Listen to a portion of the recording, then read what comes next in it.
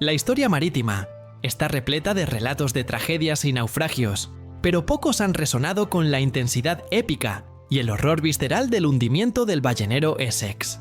Este navío, un robusto ballenero del siglo XIX, originario de Nantucket, Massachusetts, Estados Unidos, se convirtió en una leyenda de supervivencia extrema, después de ser embestido y hundido por un cachalote en el vasto Océano Pacífico en el año 1820. Su tragedia no solo inspiró la clásica novela Moby Dick de Herman Melville, sino que su hipotético reencuentro moderno, en las profundidades, podría haber revelado un enigma aún mayor. La presencia de objetos imposibles para la época, artefactos que desafían la cronología de su existencia histórica. Dale like, suscríbete y comparte. Comencemos. El Essex era un buque de 27 metros de eslora y 238 toneladas de peso, comandado por el joven capitán George Pollard Jr., de tan solo 28 años de edad. Partió de Nantucket en 1819 con la misión de pasar 1 año y 3 meses en las ricas zonas de caza de ballenas del Pacífico Sur.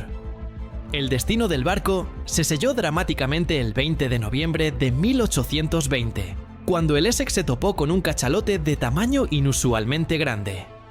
Mientras los tripulantes estaban persiguiendo y arponeando a otros miembros de la manada, la ballena embistió al barco en 2 ocasiones, con una ferocidad calculada, provocando su hundimiento.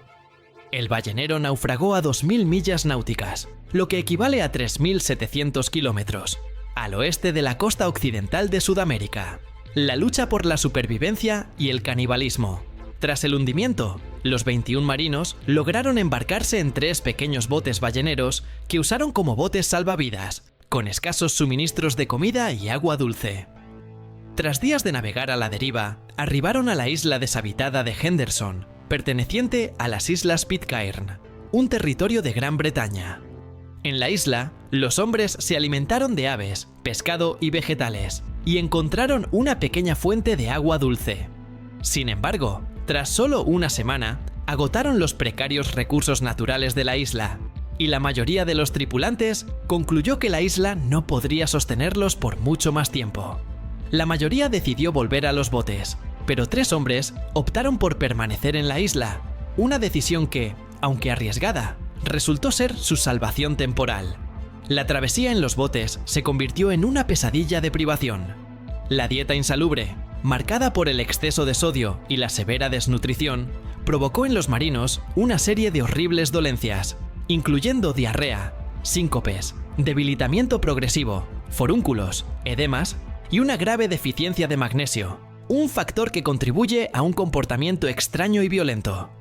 Con las condiciones empeorando sin remedio, los marinos recurrieron a medidas desesperadas, como beber su propia orina, el robo y la mala administración de los pocos víveres. Además, todos eran fumadores y sufrieron una severa abstinencia cuando el escaso suministro de tabaco se les agotó. Uno a uno, los hombres del Essex fueron muriendo. Los primeros en fallecer fueron sepultados en el mar, siguiendo la costumbre. Sin embargo, al agotarse por completo la comida, los hombres recurrieron al canibalismo para lograr sobrevivir, alimentándose de los cuerpos de sus compañeros muertos. La situación se volvió especialmente crítica en el bote del capitán Pollard. Los hombres se vieron obligados a hacer un sorteo para determinar quién debía morir para la supervivencia del resto de la tripulación. Owen Coffin, el joven primo menor del capitán Pollard, a quien este había jurado proteger, perdió el sorteo. Se realizó un nuevo sorteo para elegir al ejecutor, y su joven amigo Charles Ramsdell fue el elegido. Ramsdell le disparó a Coffin, y sus restos fueron consumidos por Pollard, Barclay Ray y el propio Charles Ramsdell. Algún tiempo después, Ray también murió, y los 2 supervivientes, Pollard y Ramsdell, subsistieron royendo los huesos de Coffin y Ray, el rescate y el legado de la tragedia. Finalmente, 95 días después del hundimiento del Essex, el ballenero Dauphin, también procedente de Nantucket, los rescató. Ambos hombres estaban tan disociados por el trauma y el hambre que ni siquiera notaron la presencia del Dauphin junto a ellos. Por su parte, en otro bote, Benjamin Lawrence, Owen Chase y Thomas Nickerson sobrevivieron por separado mediante medidas desesperadas similares y fueron rescatados por el barco mercante británico Indian 93 días después del naufragio. Los 5 hombres rescatados se reunieron en el puerto de Valparaíso, Chile, donde informaron a los oficiales de los 3 hombres varados en la isla Henderson. Se encomendó el rescate a un barco destinado al transporte por el Pacífico, y los 3 hombres fueron finalmente rescatados, aunque ya se encontraban al borde de la muerte. Para el momento del rescate del último de los 8 supervivientes, el 5 de abril de 1821, 7 marinos habían servido de alimento a sus compañeros de naufragio. La historia del Essex no terminó con el rescate. El primer oficial, Owen Chase, escribió un escalofriante relato del desastre, la narración del más extraordinario y desastroso naufragio del ballenero Essex, que fue la fuente principal de inspiración para la novela Moby Dick de Herman Melville.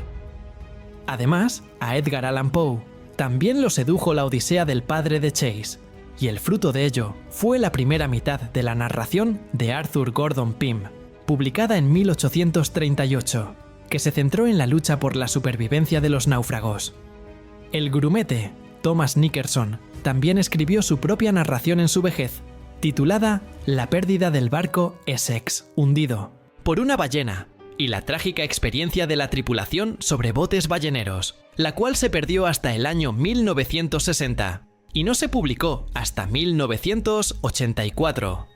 El capitán George Pollard, Jr., volvería a embarcarse en un nuevo ballenero, el Two Brothers, pero naufragó nuevamente en un arrecife de coral de Hawái en 1823.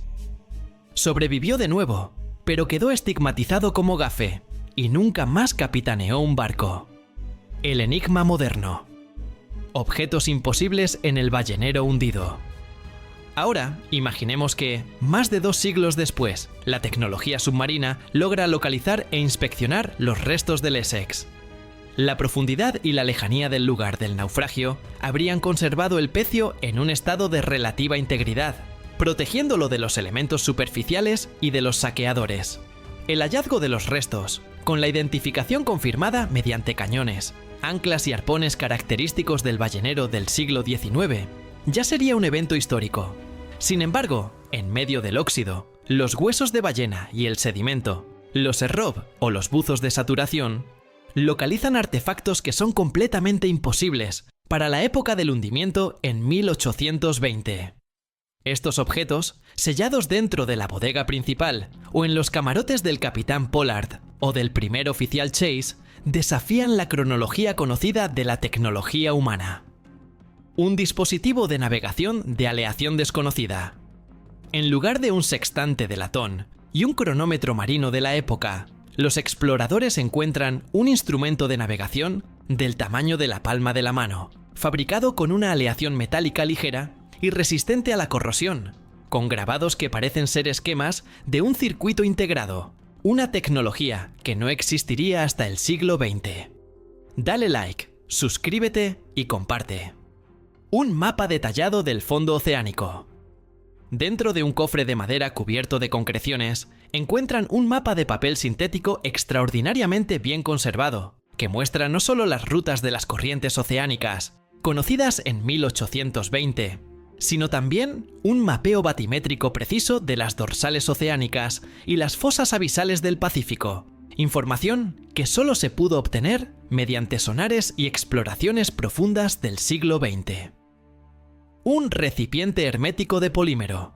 En la enfermería del barco se encuentra un pequeño recipiente sellado, no de vidrio soplado o cerámica, sino de un polímero plástico avanzado. Al abrirlo, encuentran píldoras o tabletas con un análisis químico que revela vitaminas sintéticas y compuestos contra el escorbuto y la deshidratación. Formulaciones farmacéuticas que estaban fuera del alcance de la medicina del siglo XIX. La reacción al misterio. Anómalo. La presencia de tales artefactos en el naufragio del Essex, un buque cuya historia y fecha de hundimiento están confirmadas por múltiples testimonios de primera mano, abre una brecha en la historia. Los objetos no solo son anacrónicos, son tecnológicamente avanzados con respecto a su contexto. Las hipótesis científicas y especulativas se dispararían. Contaminación reciente. La explicación más sobria sería la contaminación posterior al naufragio. Un submarino de investigación moderno o un buque pesquero podría haber perdido equipo avanzado que se deslizó y se introdujo en el pecio. Sin embargo, la ubicación de los objetos, sellados dentro de compartimentos cerrados del barco, haría esta explicación muy improbable. Tecnología experimental. Oculta. Menos probable, pero posible, es que el capitán Pollard o Chase hubieran estado en contacto con un invento secreto o un prototipo de una era posterior, quizás una forma temprana de una aleación de metal avanzada, aunque esto no explicaría los circuitos impresos o los polímeros. Fenómeno de desplazamiento temporal. La hipótesis más fantástica, que capturaría la imaginación pública, es que el Essex o parte de su tripulación experimentó algún tipo de fenómeno de desplazamiento temporal, adquiriendo y perdiendo tecnología avanzada que quedó atrás en el naufragio. La realidad es que el hallazgo de tales objetos en el Essex forzaría a los historiadores y a los arqueólogos a confrontar la posibilidad de que la narrativa del siglo XIX tenga capas de las que no se tenía conocimiento. El ballenero, famoso por el horror de su supervivencia, se convertiría en un enigma cronológico, un barco que, en su muerte, albergaba artefactos que la civilización de la que procedía no podría haber soñado, llevando la leyenda del Essex más allá del terror caníbal, hacia el misterio de lo imposible en la historia. La realidad del hallazgo de objetos anacrónicos o inexplicables en el pecio del ballenero Essex forzaría a historiadores y arqueólogos a confrontar una posibilidad incómoda: que la narrativa del siglo XIX sobre el desastre, famosa por su documentación detallada, tenga capas de verdad desconocidas o implicaciones tecnológicas que se han pasado por alto. El Essex, ya célebre por el horror de la supervivencia y el canibalismo registrado tras el ataque de la ballena en 1820, se transformaría en un enigma cronológico. Si el pecio albergara artefactos que la civilización de la que procedía no podría haber soñado, tecnología avanzada o materiales desconocidos, esto desafiaría el marco histórico establecido. El barco se convertiría en una paradoja flotante, una nave del pasado que transporta objetos del futuro o de un origen desconocido. Este hallazgo llevaría la leyenda del Essex mucho más allá del terror caníbal y el trauma de la supervivencia, hacia el misterio de lo imposible en la historia marítima. ¿Cómo llegaron esos objetos allí? ¿Fueron recuperados de un naufragio aún más antiguo y desconocido? ¿O es una prueba de que la historia tecnológica del siglo XIX es incompleta? La investigación se desplazaría de la tragedia humana a la especulación tecnológica y temporal. El Essex, en su silencio final bajo el océano, se convertiría en el testigo mudo de un secreto que reescribiría la arqueología, obligándonos a cuestionar todo lo que creíamos saber sobre la capacidad de la humanidad en aquella época. Dale like, suscríbete y comparte. Hasta la próxima.